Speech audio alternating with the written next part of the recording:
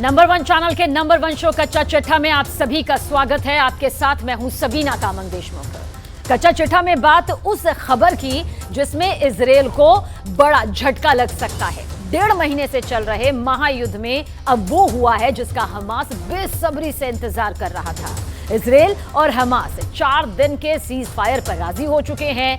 अब ऐसे हालात में दावा यह किया जा रहा है कि इजराइल को हमास के साथ सीज फायर करना बहुत ही भारी पड़ने जा रहा है।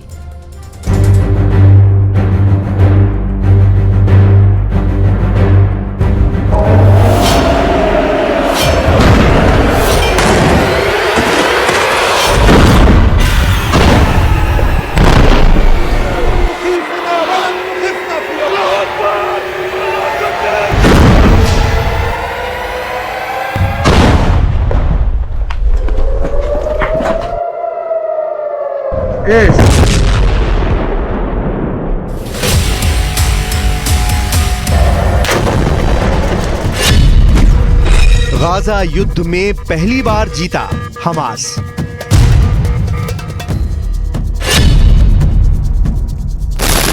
फिलिस्तीन और मिडिल ईस्ट की मीडिया दावा करने लगी है कि 1.5 महीने के भीषण गाजा युद्ध में पहली बार हमास ने इजराइल को हरा दिया है। दावा किया जा रहा है कि हमास के भारी दबाव और भीषण हमलों की वजह से इजराइल सीज फायर करने को मजबूर हो गया है। 4 दिन का ये युद्ध विराम ऐसे वक्त हो रहा है जब इजरायली सेना उत्तरी गाजा में जीत के दावे कर रही है, जबकि दक्षिणी गाजा में ताबड़तोड़ इजरायली हमले हो रहे हैं।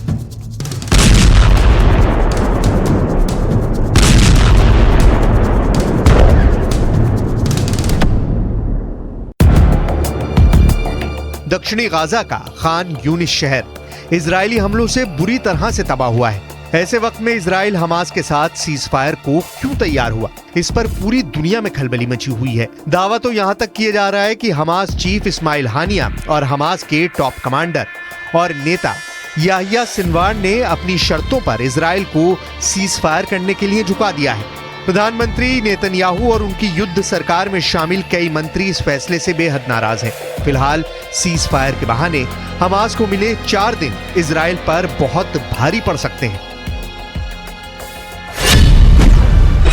4 दिन में इजराइल की हार। 1.5 महीने से ज्यादा की जंग में उत्तरी गाजा की 60% इमारतें पूरी तरह से तबाह हो चुकी हैं, जबकि 13,000 से ज्यादा फिलिस्तीनी अब तक मारे जा चुके हैं। एक अनुमान के मुताबिक इजरायली सेना अकेले उत्तरी गाजा में ही 23,000 बमों से हमला कर चुकी है, जबकि हमास की 700 सुरंगें तबाह करने का दावा भी आईडीएफ कर रही है।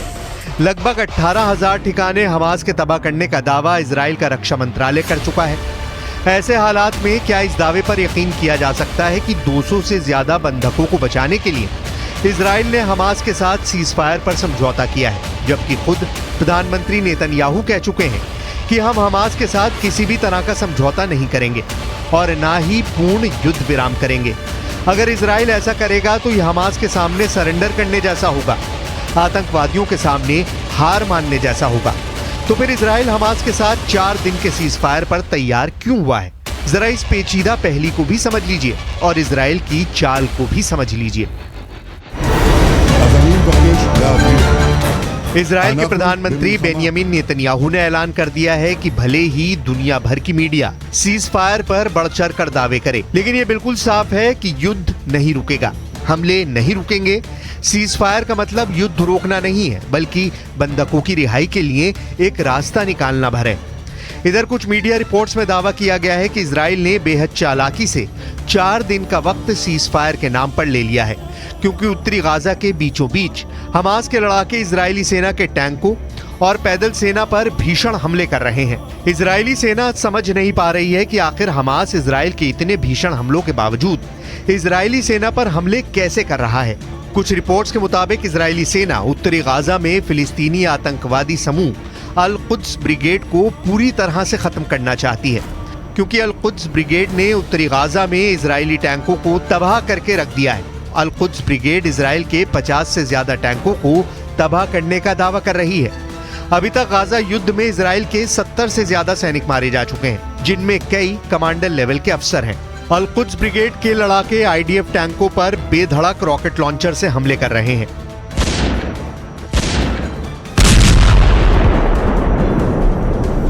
בחוץ דיבורי הבל. כאילו אחרי ההפוגה להשבת חטופינו, אנחנו נפסיק את המלחמה.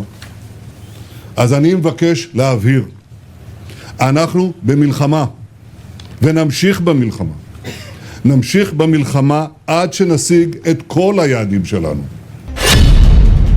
गाजा युद्ध में पहली बार जीता हमास। कुछ पश्चिमी मीडिया की रिपोर्ट्स के दावों के मुताबिक इजरायली सेना आईडीएफ की इंटेलिजेंस यूनिट 504 इस वक्त उत्तरी गाजा और दक्षिणी गाजा में बेहद खास गुप्त मिशन पर लगी हुई है। दावों के मुताबिक आईडीएफ की इंटेलिजेंस यूनिट 504 ने ही हमास के हथियारों की खेप और सुरंगों का पता लगाया है।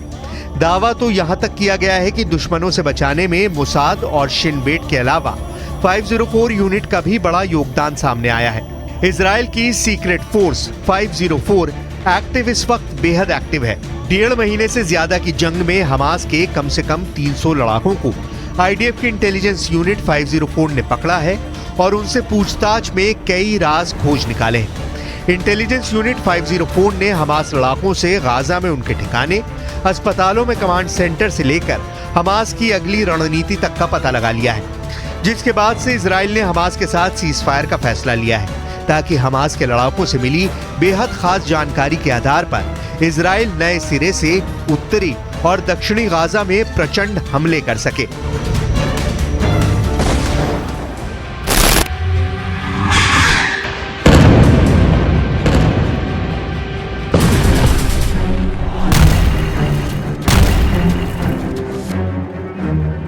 अब सवाल उठता है कि क्या हमास को नहीं पता होगा कि इजराइल सीज फायर के नाम पर उनके साथ खेल रहा है? तो जवाब है बिल्कुल।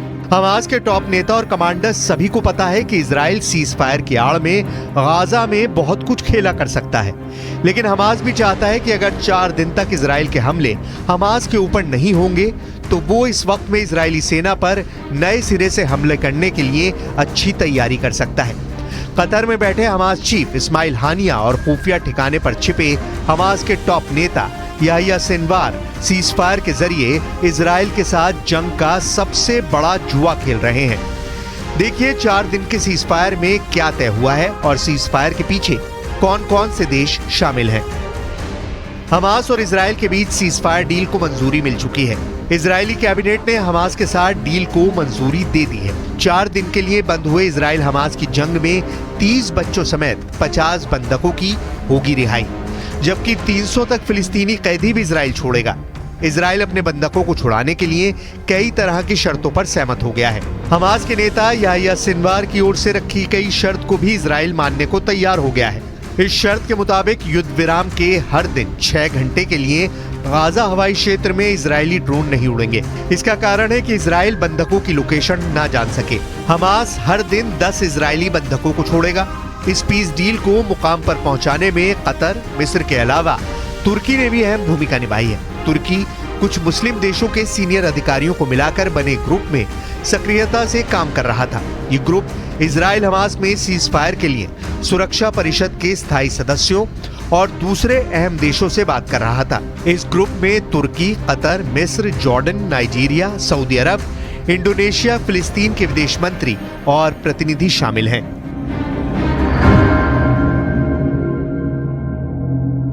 Hamas have a dubious record with regard to holding fire in the past. They've utilized these types of pauses in the past to conduct more killing and abduction. So we need to be very strong in our defensive position. Cease fire नहीं, ये surrender है। ونقول للاحتلال الذي تجاوزت خسائره 180 دبابة وناقلة جند وآلية عسكرية ومئات القتلى والجرحى في صفوف جنوده وضباطه خلال أسبوعين فقط. نحن لازلنا في بداية المعركة ولازلنا في أول الطريق وأول الشوط وإن القادم بإذن الله أكبر وأعظم। इधर Hamas ने cease fire के बीच बहुत बड़ी धमकी दी है। हमास के टॉप कमांडर्स ने साफ कह दिया है कि इजराइल पर हम 7 अक्टूबर जैसे बड़े हमले लगातार करते रहेंगे।